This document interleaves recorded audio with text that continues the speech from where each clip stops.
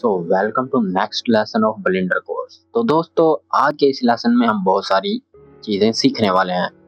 तो पहले मैं सोच रहा था क्यों ना मैं आपको हर टूल के बारे में बारी बारी बताऊं और आहिस्ता आहिस्ता हम काम करते चलें, लेकिन इस तरह से हमारा कोर्स बहुत लंबा हो जाएगा और हमें बहुत ज़्यादा काम करना पड़ेगा। तो मैंने सोचा क्यों ना आज आपको बहुत सारे टूल से इंट्रोड्यूस करा दूं, क्योंकि अभी आपने अगर पिछले 3-4 लेसन देख लिए हैं तो फिर आप इतने यानी कि हो गए होंगे एडवांस कि आप अभी इन चीज़ों को लर्न कर सकते हैं, इन चीज़ों के बारे में सीख सकते हैं। ठीक है, तो मैं चाहता हूँ कि हम इन सारी चीज़ों के बारे में सीख लें जो आज मैं आपको सिखाने वाला हूँ। उसके बाद हम बहुत ही अच्छे अच्छे रेंडर्स और मॉडल्स और बहुत सारी चीज़ें अच्छी अच्छी बनाएं और यानी कि अच्छा काम करें उसके बाद। तो उसके लिए हमें पहले इन सारी चीज़ों को सीखना होगा कि ये क्या चीज़ है, ये वाले टूल्स क्या करते हैं, ये सारा कुछ हमें सीखना होगा, तभी जाके हमें पता चलेगा कि हम जो है क्या बनाना चाहते हैं और उसे कैसे बनाएंगे। तो सबसे पहले आपको पता है कि ये ऑब्जेक्ट प्रॉपर्टीज का पैनल है। यहाँ पे एक पैनल है, इसमें एक ऑब्जेक्ट प्रॉपर्टीज का टैब शो हो रहा है, आपको यहाँ पे नजर आ रहा है। तो सबसे पहले हम इन्हीं टैब्स के बारे में सीख लेते हैं। ठीक है, ये टैब्स क्या करते हैं। तो सबसे पहला ये है टूल्स। ठीक है, यहाँ पे आपको टूल्स मिल जाते हैं कि आपका कौन सा टूल सिलेक्ट है। जैसे मैं मूव टूल सिलेक्ट करूंगा तो ये यहाँ पे शो हो जाएगा। अगर मैं यहाँ से सिलेक्ट बॉक्स सिलेक्ट करूंगा तो ये यहाँ पे शो हो जाएगा। उसके बाद है रेंडर। ठीक है, यहाँ पे हम सिलेक्ट कर सकते हैं कि हमें कौन सा रेंडर चाहिए, ईवी में चाहिए, वर्क बेंच में चाहिए, साइकिल में चाहिए। तो साइकिल में बिल्कुल रियलिस्टिक रेंडर निकलते हैं जैसा कि रियल लाइफ में होता है, हम अपनी आंखों से देखते हैं। और यहाँ पे रेंडर्स की बहुत सारी सेटिंग्स हैं। ठीक है, उसके बाद ये है आउटपुट के। आउटपुट क्या आएगी आपके रेंडर की, ये देख सकते हैं मेरी रेजोल्यूशन लगी हुई है, यानी ये 1K है मेरे ख्याल में। आप इसे 2K 4K या किसी भी तरह की कोई भी रेजोल्यूशन अपने कैमरा की लगा सकते हैं। ठीक है, उसके बाद यहाँ पे इसकी कुछ प्रॉपर्टीज हैं, कितने फ्रेम रेट पे आए, ये कहाँ से, ये सब हम बाद में सीखेंगे जब हम काम करते रहेंगे। लेकिन मैं चाहता हूँ कि आपको इन सारी चीज़ों से इंट्रोड्यूस करवा दूँ कि ये क्या काम करती हैं। ठीक है, यहाँ पे हम फाइल लगा सकते हैं कि कहाँ पे हमारी एक्सपोर्ट हो चीज़ें। फिर उसके बाद यहाँ पे एक जो है ना ऑप्शन व्यू लेयर का आ रहा है। ठीक है, ये ऑप्शन थोड़ा एडवांस है तो इसके बारे में हम अभी नहीं सीखते। उसके बाद हमारे पास यहाँ पे है सीन। ठीक है ना, ये सीन का ऑप्शन आ रहा है, यानी कि ये भी जो आपकी सारी चीज़ें हैं ना, सीन है हमारा। इसमें क्या चीज़ें हैं, ये कैमरा, बैकग्राउंड और सब कुछ। यूनिट जो है, बैकग्राउंड अगर आप डालना चाहें आप यहाँ से डाल सकते हैं। ठीक है, एक्टिव क्लिप डाल सकते हैं आप, यहाँ पे ग्रेविटी को ऑन ऑफ कर सकते हैं, यानी कि जब आप चीज़ों पे फिजिक्स अप्लाई करेंगे तो यहाँ पे उस पर ग्रेविटी भी लगेगी ना। रिजिड, जो रिजिड बॉडी है वो यहाँ से आप ऐड कर सकते हैं। वर्ल्ड, ठीक है, ऑडियो आप ऐड कर सकते हैं। ठीक है, कीइंग सेट और कस्टम प्रॉपर्टीज, बहुत सारी चीज़ें आप यहाँ पे ऐड कर सकते हैं। उसके बाद हमारे पास है वर्ल्ड। वर्ल्ड हमारा वर्ल्ड। ठीक है, तो ये वर्ल्ड क्या है, ये अभी बिल्कुल ब्लैक है। ठीक है, तो वर्ल्ड बेसिकली हमारा ये सारा इन्वायरमेंट होता है। जैसे कि मैं रेंडर व्यू पोर्ट में जाऊँ तो यहाँ पे हमारे पास बिल्कुल एक अंधेरा आएगा। अभी हमारा रेंडर व्यू पोर्ट ओपन हो जाता है तो मैं आपको दिखाता हूँ। देख सकते हैं बिल्कुल ही अंधेरा है, क्योंकि हमारे वर्ल्ड में कोई लाइटिंग, कोई उसका कलर भी ब्लैक है बिल्कुल।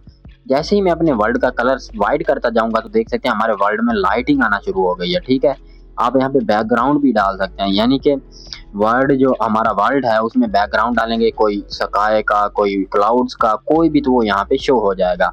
तो फिलहाल अभी हम उसे बाद में सीखेंगे। ठीक है, उसके बाद यहाँ पे आप इसमें वॉल्यूम डाल सकते हैं और बहुत सारी चीज़ें डाल सकते हैं। फिर उसके बाद हमारे पास है कलेक्शन। ठीक है, ये भी थोड़ा एडवांस है, ये एनिमेशन में और बहुत सारी चीज़ों में यूज़ होता है, अभी हम इसके बारे में नहीं सीखते। ऑब्जेक्ट का आपको पता ही है कि इसमें ऑब्जेक्ट की सारी प्रॉपर्टीज होती हैं। यहाँ पे है मॉडिफायर। ठीक है, तो आज हम बहुत सारे मॉडिफायर सीखने वाले हैं, लेकिन ये एक मॉडिफायर टैब है जहाँ से आप कुछ ऐसा मॉडिफायर लगा सकते हैं यानी कि जो आपके ऑब्जेक्ट को मॉडिफाई कर दे। उसके बाद है particle system. Particle system basically क्या करता है, जैसा कि हमें किसी चीज़ के, यहाँ पे एक आदमी है, ये मंकी है ना, तो हमें इसके ऊपर हेयर्स बनाने हैं, या जैसा कि हमने पिछले लेक्चर्स में बनाया था एक डोनट और उसके ऊपर लगाए थे हमने कुछ स्प्रिंकलर्स वगैरह, तो वो हमने अगर बनाने हैं सारे, तो देखा था हमने कितना मैनुअल काम किया था उसमें। तो ये थोड़ा एडवांस फीचर था इसलिए मैंने आपको नहीं बताया, तो आज मैं आपको इसके बारे में बता रहा हूँ। पार्टिकल सिस्टम, ठीक है ना, तो अगर हम वो यूज करते तो हम उन्हें कहीं पे भी फैला सकते थे, इसके ऊपर बाल लगा सकते हैं, यानी पार्टिकल सिस्टम से हम बहुत सारी चीजें यूज कर सकते हैं। उसके बाद है फिजिक्स।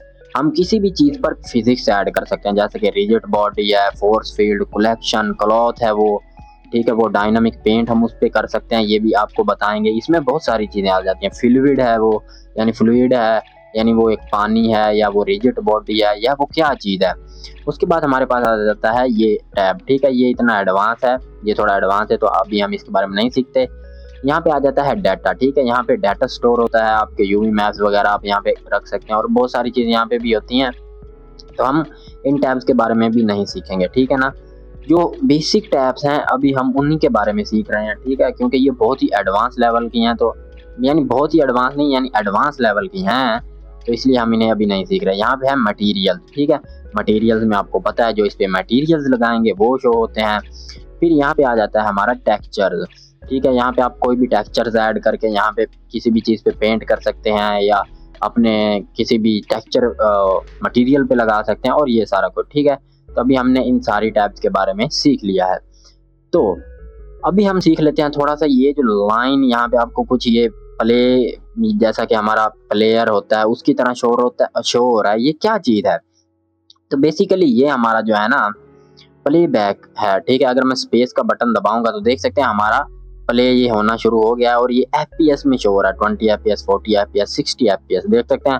एक FPS से स्टार्ट हो रहा है और एंड किस पे हो रहा है, 250 पे, ठीक है। अभी 97 पे अभी हम पहुंच चुके हैं। आप चाहें तो एक FPS पीछे जा सकते हैं यहाँ से, ठीक है। एक की फ्रेम पीछे जा सकते हैं, यहाँ से आप बिल्कुल एंड पे जा सकते हैं। तो ये देख सकते हैं की फ्रेम वो बोल रहा है ही नहीं, क्योंकि अभी हमने यहाँ पे किसी भी चीज़ की एनिमेशन बनाई नहीं है, तो की फ्रेम कहाँ से आएंगे, ठीक है। तो बेसिकली ये हमारा जो है ना एनिमेशन जो भी होगी उसके जितने भी की फ्रेम्स होंगे वो यहाँ पे शो होंगे। अगर आपको वो नहीं पता की फ्रेम्स और इन सारी चीज़ों के बारे में तो हम आगे सीख लेंगे, आप टेंशन ना लें। अभी हम यानी कि हर चीज़ के बारे में थोड़ा थोड़ा जानने की कोशिश कर रहे हैं कि वो है क्या चीज़ है। उसके बाद यहाँ पे इन चीज़ों के बारे में तो हमने सीख लिया था। तो ये 3-4 चीज़ें हैं, इनके बारे में हमने नहीं सीखा। जैसा कि ये है एक, ठीक है, ये एक पेंसिल बनी हुई है। जैसे ही आप इसे सिलेक्ट करके ना कुछ लाइन ड्रॉ करेंगे तो वो यहाँ पे 3D स्पेस में ड्रॉ हो जाएगी इस तरह से, ठीक है। अगर आप चाहें तो इसे कंट्रोल Z करके मिटा दें और ये देख सकते हैं। फिर से मैं यहाँ पे कोई भी लाइन शो कर देता हूँ, जैसा कि मैंने अभी आपको लेक्चर में बताना है कि हमने इस डोनट से बनाना है जी एक, इस टोरस से एक डोनट बनाना है, उसके ऊपर स्प्रिंकलर ऐड करना है इस तरह से। यानी कि ये पेंसिल यूज होती है, इसका इतना कोई काम वगैरह है नहीं, लेकिन बस इसको ऐसे ही शौक से यानी कि ना कुछ क्रिएटर्स यूज करते हैं ताकि वो समझा सकें सबको। फिर यहाँ पे है एक मैयर का, ठीक है ना, इससे आप मैयर कर सकते हैं चीज़ें। जैसे कि मैंने यहाँ पे क्लिक किया, ठीक है ना, अभी मैयर को मैंने सिलेक्ट किया हुआ है, तो मैं यहाँ से पकड़ के अपने माउस के राइट क्लिक करके और लेफ्ट क्लिक करके रखूंगा और यहाँ नीचे ड्रैग करूंगा। तो देख सकते हैं हमारा क्यूब कितना है, 2 मीटर का, यानी 2 मीटर का है होता है हमारा एक क्यूब ऐसे। तो अभी हमने यानी कि थोड़ा इसे सही से नहीं किया, तो ये अंदर की तरफ थोड़ा घुस गया, इसलिए थोड़ा सा सही नहीं हुआ, ठीक है। तो इस तरह से फिर यहाँ पे एक है प्लस क्यूब का, ठीक है ना, यहाँ पे तो आप इससे एक क्यूब ऐड कर सकते हैं। जैसे कि मैं यहाँ पे आऊँगा, अभी यहाँ पे कुछ शो हो रहा है ग्रिड, यानी कि हाईलाइट हो रहा है। मैं यहाँ पे लेफ्ट क्लिक करूँगा, इसे ड्रैग करूँगा इतना, ठीक है। फिर मैं अपने माउस को ऊपर की तरफ मूव करूँगा तो इतना, देख सकते हैं। इससे आप वाल बना सकते हैं कोई भी, ठीक है। मैं यहाँ पे इसे ले जाता हूँ इतना, फिर इसे इतना ऊपर कर देता हूँ, ये एक वॉल बन गई है। फिर मैं यहाँ पे ले जाता हूँ इसे इतना, फिर यहाँ से इतना ऊपर कर देता हूँ। तो इस तरह से आप ये चीज़ें इन टूल्स को यूज़ कर सकते हैं। बेसिकली ये 3 टूल्स काम तो बिल्कुल भी नहीं आते, बस मैं ऐसे ही आपको सिखा रहा हूँ, ठीक है ना। उसके बाद अभी हमारे पास जो है एडिट मोड, उसमें बहुत सारे टूल्स हैं जो हमारे पास रह चुके थे मेरे ख्याल में। तो अभी हम चले जाते हैं टैब दबा के एडिट मोड में, ठीक है ना। तो सबसे पहले आपको पता है 1 दबा के वर्टेक्स सिलेक्ट, 2 दबा के एज सिलेक्ट, 3 दबा के फेस सिलेक्ट। तो हम फेस सिलेक्ट में जाते हैं, इस पे जूम इन कर लेते हैं, ओके हो गया। तो यहाँ से मैं की कास्ट जो है ऑन कर देता हूँ, ओके, तो ठीक है। तो अभी जो है ना हम सीखते हैं कुछ। हमने एक एक्सट्रूड टूल के बारे में सीखा था, ई दबा के उसे एक्सट्रूड कर सकते हैं, ठीक है। आई दबा के इंसर्ट टूल के बारे में सीखा था, फिर ई दबा के इसे एक्सट्रूड कर दें, आई दबाएं इंसर्ट कर दें, फिर इसे ई दबा के एक्सट्रूड डाउन कर दें। इस तरह से हमने कुछ ये टूल के बारे में सीखा था। उसके बाद हमने सीखा था जी क्या के कंट्रोल बी बेवल करने वाला टूल हमने सीखा था। कंट्रोल बी दबाएंगे तो बेवल टूल एक्टिव हो जाएगा। इस तरह से आप एक एज को बेवल कर सकते हैं और सारा कुछ, ठीक है ना। तो आज हम थोड़े एडवांस टूल और थोड़े एडवांस कंट्रोल्स के बारे में सीखेंगे। जैसा कि अगर मैं चाहता हूँ कि ये सारा जो है ना फेसेस सिलेक्ट हो जाए ऊपर के, ठीक है। तो अभी मैं यहाँ पे यूं शिफ्ट दबा दबा के अगर दबाता रहूँगा यानी कि अगर बहुत ज़्यादा लाइंस होगी फेस की तो ये बहुत टाइम लगेगा। तो उसकी बजाय आप ऑल्ट दबा के रखें और इस लाइन पे क्लिक करें तो देख सकते हैं ये अभी इस तरह से सिलेक्ट हो गई है, ठीक है ना। अभी हम ऑल्ट दबा के इधर क्लिक करते हैं तो इस तरह हो गई है। शिफ्ट शिफ्ट ऑल्ट दबा के इस तरफ क्लिक करते हैं तो यानी कि ये उस हिसाब से सिलेक्ट करता है चीज़ों को, यानी कि जियोमेट्री के हिसाब से, ठीक है ना। जैसे कि ऑल्ट दबा के इसको सिलेक्ट करता हूँ तो देख सकते हैं ये सारी सिलेक्ट हो गई है। अगर मैं ऑल्ट दबा के इसको सिलेक्ट करता हूँ तो ये हो गई है। बेसिकली इसका एग्जांपल हम इस पे सीख लेते हैं। जैसा कि हम इस पे आते हैं, इसे टैब मोड में ले जाते हैं, एडिट मोड में, फिर यहाँ पे मैं ऑल्ट दबा के रखूंगा और जैसे ही सिलेक्ट करूंगा तो देख सकते हैं ये पूरी लाइन सिलेक्ट हो रही है इस तरह से, ठीक है ना। अगर मैं कंट्रोल दबा के प्लस दबाऊं तो जो है ना ये फेसिस को ऐड करता जाएगा इसमें। अगर मैं माइनस दबाता रहूंगा तो ये फेसिस को उनमें से माइनस करता रहेगा। अरे भाई माइनस किधर गया, ये रहा। तो मैं इसे माइनस करता हूँ, माइनस हो नहीं रहे यार, रुको, कंट्रोल प्लस फिर कंट्रोल माइनस, तो इस तरह से, ठीक है। आप देख सकते हैं इस तरह से आप इनको कंट्रोल कर सकते हैं अगर आपने बहुत ज़्यादा सारे फेसिस पे काम करना है। तो हम बाहर आ जाते हैं टैब मोड से या अंदर ही रहते हैं। तो अभी यहाँ पे आपको एक नज़र आ रहा होगा एक लूप कट का ऑप्शन, ठीक है ना।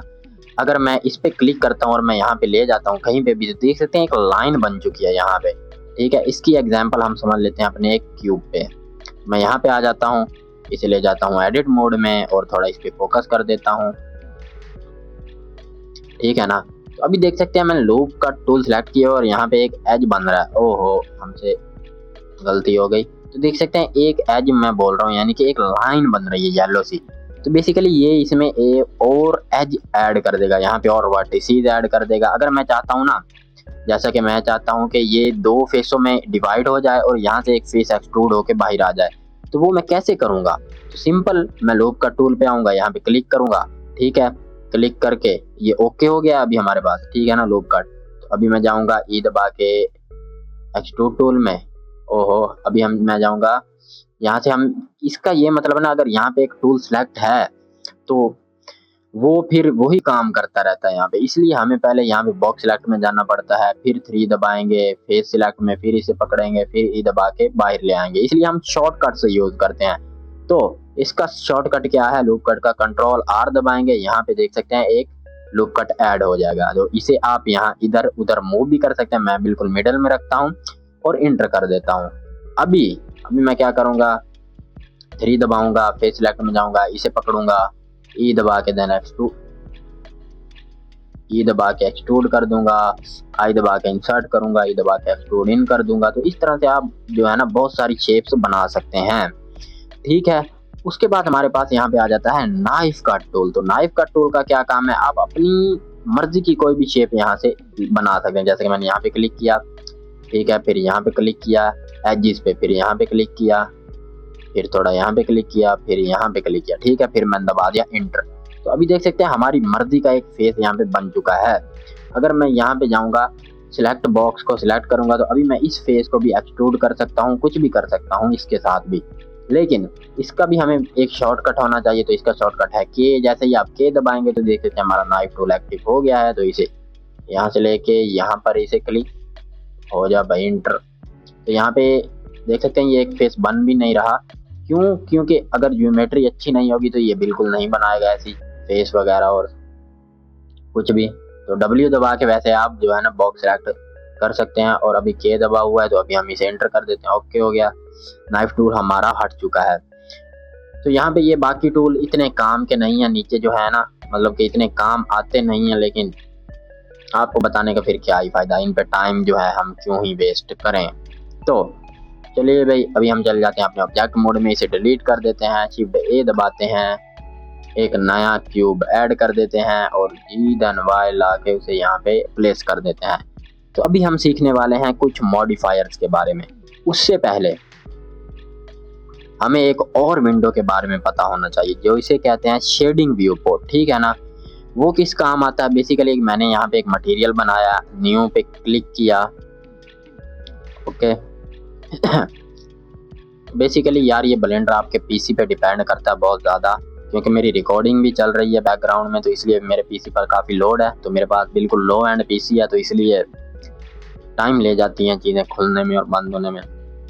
तो देख सकते हैं यहाँ पे ना हमारे पास थोड़े कंट्रोल हैं तो ये बहुत सारे कंट्रोल, लेकिन अभी भी थोड़े हैं इस मटेरियल के। तो इस मटेरियल के जो है हमें कंट्रोल ज़्यादा बढ़ाने के लिए हम चले जाते हैं, यहाँ पे एक शेडिंग व्यू है, ठीक है। जैसे ही मैं इस पे क्लिक करूंगा, अभी इसे ओपन होने में भी टाइम लगेगा। तो देख सकते हैं इस तरह से आ चुका है हमारे पास एक शेडिंग व्यू, ठीक है। इसमें आप जो है अपने देख सकते हैं मटेरियल वगैरह के बारे में, ठीक है ना। आप यहाँ पे इसमें जो है ना अपने मटेरियल की सारी प्रॉपर्टीज देख सकते हैं, जैसा कि ये नोड्स पे काम करता है, ठीक है। प्रिंसिपल, बीएसडी, मटेरियल और आउटपुट वगैरह वगैरह। बेसिकली ये नोड्स क्या होते हैं? नोड वैसे जैसे आप समझते होंगे ना, हम कोडिंग करते हैं चीज़ों की, फिर कंप्यूटर को बताते हैं कि इसे इस तरह बनाओ। जैसा कि गेम्स में आपने सुना होगा कि कोडिंग यूज होती है, या इन चीज़ों में कोडिंग यूज होती है। तो बेसिकली ये एक कोडिंग से बचने के लिए ये चीज़ें बनाई गई हैं, नोड्स वगैरह जो है ना, ताकि आपको घंटों की कोडिंग ना करनी पड़े। बस आप ये जो है वायर्स को कनेक्ट करो आपस में और बस आपका जो है ना बनता जाए, ठीक है ना। तो इस तरह से जो है ना, इसलिए ये ना बनाई गई हैं हमारे पास। तो देख सकते हैं जैसे ही मैंने यहाँ पे कट किया है ना, तो हमारा जो है ना खत्म हो गया बिल्कुल, वो यहाँ से कनेक्शन टूट गया और हमारे क्यूब की हालत आप देख सकते हैं कि कैसी हो चुकी है, बिल्कुल ब्लैक हो चुका है। क्यों? क्योंकि अभी इसके ऊपर कोई मटेरियल नहीं है। जैसे मैं BSDF को यहाँ पे सरफेस पे लगा दूंगा तो इसकी सरफेस पे व्हाइट मटेरियल आ जाएगा, ठीक है। मैं यहाँ पे क्लिक कर देता हूँ तो इस तरह से जो देख सकते हैं, हम किसी भी तरह से इसका कलर चेंज कर सकते हैं। यहाँ पे कोई भी और नोड शिफ्ट डे दबा के यहाँ पे हम ऐड कर सकते हैं, ठीक है ना। तो हम बहुत सारी चीज़ें यहाँ पे कर सकते हैं जो कि हम सीखेंगे जब हम बहुत एडवांस टेक्सचर्स बनाएंगे। तो फिलहाल के लिए बस मैं आपको ये बताना चाहता था कि ये भी एक मोड है जो बहुत काम आता है हमारे, और यूवी एडिटिंग मोड है जिसमें आप यूवी एडिटिंग कर सकते हैं, यानी कि आपको कहाँ पे उस पर इमेज लगानी है। और यहाँ पे बहुत सारे मोड हैं, लेकिन ये शेडिंग मोड जो है हमारे बहुत काम आने वाला है। तो अभी हम चले जाते हैं लेआउट पे। जैसे आप लेआउट पे क्लिक करेंगे तो आप आ जाएंगे बेसिकली अपने बिल्कुल ही ओरिजिनल जो आपका लेआउट है, यानी कि व्यू पोर्ट है, उसमें आ जाएंगे, ठीक है। तो अभी मैं अपनी व्यू पोर्ट में आ चुका हूँ। तो अभी हम सीख लेते हैं कुछ एड-ऑन्स मैं बोल रहा हूँ, तो हम एड-ऑन्स के बारे में भी आज सीखेंगे, लेकिन सबसे पहले अभी हम सीख लेते हैं मॉडिफायर्स के बारे में। तो यहाँ पे एक मॉडिफायर का ऑप्शन आपको नजर आ रहा है। जैसे मैं इस पे क्लिक करता हूँ तो देख सकते हैं हमारे पास एक न्यू पैनल ओपन हो चुका है।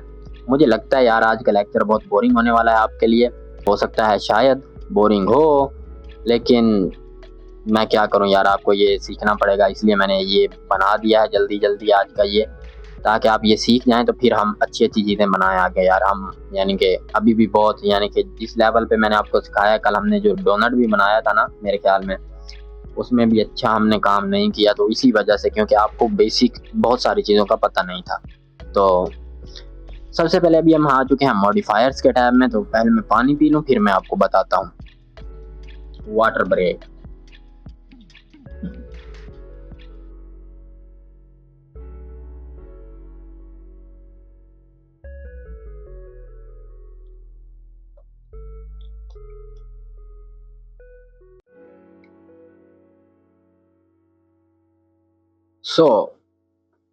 तो अभी हम ऐड मॉडिफायर पे क्लिक करते हैं और सबसे पहले हमारे पास हम इन मॉडिफायर्स के बारे में समझ लेते हैं। अभी हमने ना इनके बारे में समझना है, ये डिफॉर्म्स के, ना फिजिक्स के, ना मॉडिफाई के। अभी हमने सिर्फ जनरेट के बारे में समझना है, ठीक है ना। यहाँ पे एक मॉडिफायर है जिसका नाम है अरे मॉडिफायर। जैसे ही मैं इस पे क्लिक करता हूँ तो यहाँ पे उसकी प्रॉपर्टीज ओपन हो गई हैं और देख सकते हैं हमारा क्यूब इतना बढ़ गया, यानी थोड़ा सा मोटा हो गया।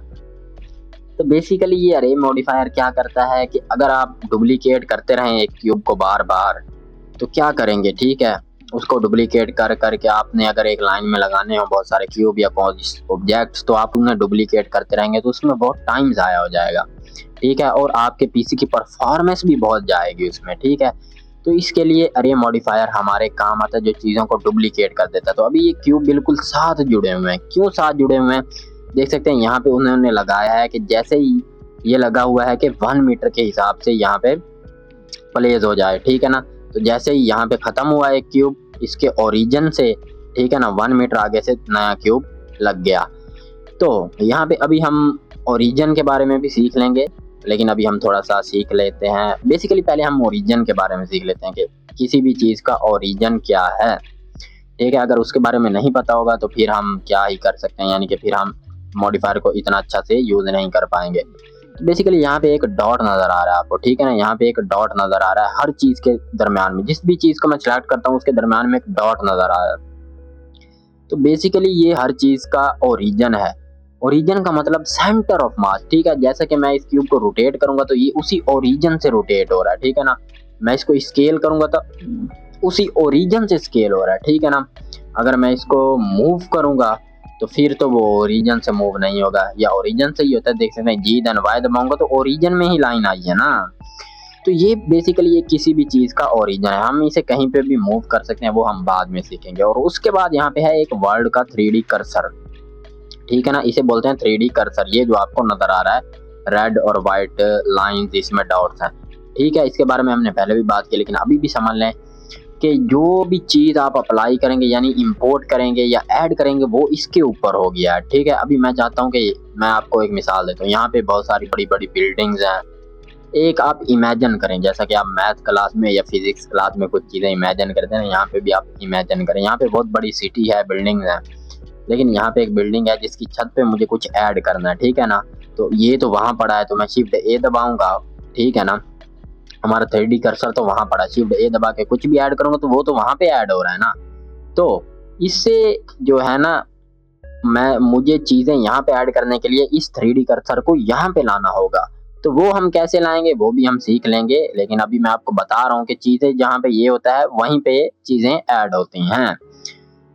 तो अभी हम चल जाते हैं अपने मॉडिफायर्स के टैब में। तो यहाँ पे हम कर देते हैं अरे मॉडिफायर अप्लाई। तो अभी ये अरे मॉडिफायर क्या कर रहा है कि जहाँ पे इसका ओरिजिन है उस ओरिजिन से 1 मीटर आगे दूसरे ऑब्जेक्ट को प्लेस करा। मैं चाहता हूँ कि 1 मीटर आगे ना करे, उससे कुछ और आगे यानी कि 1.5 मीटर आगे प्लेस करे उस ऑब्जेक्ट को। तो अभी इसके ओरिजिन से यहाँ तक 1.5 मीटर का फासला है, फिर यहाँ पे एक नया क्यूब ऐड हो रहा है, ठीक है। और यहाँ पे लिखा हुआ है काउंट। तो जैसे ही मैं काउंट को बढ़ाता रहूंगा तो देख सकते हैं हमारे पास ये क्यूब बढ़ते जाएंगे, जितने काउंट बढ़ाऊंगा उतने क्यूब बढ़ जाएंगे। तो मैं इसे कम भी कर सकता हूँ, ज्यादा भी कर सकता हूँ। और यहाँ पे लिखा हुआ है फिक्स कंटेंट, ठीक है। आप इसे फिक्स लेंथ भी कर सकते हैं, लेकिन ये सब गायब हो जाएगा। फिर आप यहाँ पे लेंथ पे जो है ना ऐड कर सकते हैं कि कितनी लेंथ पे क्यूब ऐड हो, ठीक है ना। फिट लेंथ का मतलब है अभी मुझे करने हैं यहाँ पे, यानी कि मुझे 100 मीटर में यहाँ पे क्यूब ऐड करने हैं। तो मैं यहाँ पे 100 इंटर कर दूंगा तो देख सकते हैं 1.5 मीटर के फासले से 100 मीटर पे क्यूब ऐड हो चुके हैं। लेकिन अभी हम इसे 0 कर देते हैं। उसके बाद आप फिट कर्व कर सकते हैं, और कर्व क्या है वो थोड़ा एडवांस कॉन्सेप्ट है तो उसे हम बाद में सीखेंगे। तो हमने काउंट ही कर देना है फिक्स। तो देख सकते हैं इस तरह से आप इसे अप्लाई कर सकते हैं। अरे मॉडिफायर को यहाँ पे हमने अप्लाई कर दिया है। इस तरह से आप अगर आप चाहें तो इसे एक्स एक्सिस में 0 कर दें, आप वाई एक्सिस में इसे बढ़ा दें। जितना ज़्यादा फासला बढ़ाएंगे उतने ज़्यादा बढ़ जाएंगे। 0 कर दें यहाँ पे, ठीक है, इंटर करें, जेड एक्सिस में बढ़ा दें, और चाहें तो तीनों एक्सिस में बढ़ा दें जैसा कि यूं, ठीक है ना। ये देख सकते हैं अभी इस एक्सिस में थोड़ा इधर मूव हो जाएंगे, वाई एक्सिस में थोड़ा इधर मूव हो जाएंगे। तो आप इनसे बहुत ही अच्छी अच्छी शेप्स जो है ना बना सकते हैं इसको यूज़ करके। वो हम आगे सीखेंगे, आप टेंशन मत लें, ठीक है ना। उसके बाद हमारे पास सेकंड मॉडिफायर है बेवल मॉडिफायर। जैसे कि हमने बेवल करना सीखा था चीज़ों को, वैसे ही ये मॉडिफायर बेवल कर देता है ऑब्जेक्ट्स को, ठीक है ना। जैसे कि अभी देख सकते हैं मैंने जैसे ही अप्लाई किया यहाँ पे कुछ फेसेस ऐड हो गए हैं। तो अमाउंट अगर मैं बढ़ाता जाऊंगा तो देख सकते हैं हमारा क्यूब कितना ज़्यादा बेवल हो जाएगा। लेकिन मैं कर देता हूँ अंडू, और अगर मैं सेगमेंट्स बढ़ाऊंगा तो जिस तरह से आप बेवल के सेगमेंट बढ़ाते थे उसी तरह से इसके बढ़ रहे हैं, आप देख सकते हैं, ठीक है। और अगर मैं चाहूँ तो इसका एंगल जो है वो बढ़ा सकता हूँ, ठीक है ना। तो एंगल वैसे जितना है उतना ही रहने दें तो क्या ही होगा आपको, ठीक है ना। तो इस तरह से बेवल मॉडिफायर काम करता है। उसके बाद हम जाते हैं जी ये ब्लूम, ये जो है बुलियन मॉडिफायर, ये थोड़ा एडवांस है, इसके बारे में बाद में सीखेंगे। जो जो अभी मैं आपको सिखाना चाहता हूँ बस आप वही सीखें। ज्योमेट्री नोड मास्क, और यहाँ पे एक है मिरर मॉडिफायर। जैसे मैं इस पे क्लिक करता हूँ तो ये क्या करता है, ये चीजों को मिरर करता है, यानी कि जैसा कि हम ये भी यानी कि एक किस्म का डुप्लीकेट करने का ही सीन है। लेकिन यहाँ पे आप इमेजिन करें एक कार है, ठीक है, और उसके यहाँ पे एक टायर है। मैं चाहता हूँ यहाँ भी लग जाए, यहाँ भी लग जाए, यहाँ भी लग जाए, बिल्कुल एग्जैक्ट फासले पे एग्जैक्ट जगह लगे। लेकिन अगर मैं अरे मॉडिफायर का यूज करूंगा तो वो तो वहां पे काम नहीं करने वाला ना, क्योंकि वो भी तो डुप्लीकेट ही करता है एक किस्म से चीजों को। लेकिन लेकिन लेकिन ये डुप्लीकेट तो ये भी करता है, लेकिन ये जो करता है ना, यानी कि ये उनको मिरर कर देता है। जैसे कि हमने सामने एक शीशा रखा और यहाँ पे उसमें कोई चीज रखी, तो वो मिरर में भी वैसी ही नजर आएगी और यहाँ पे भी वैसी ही नजर आएगी।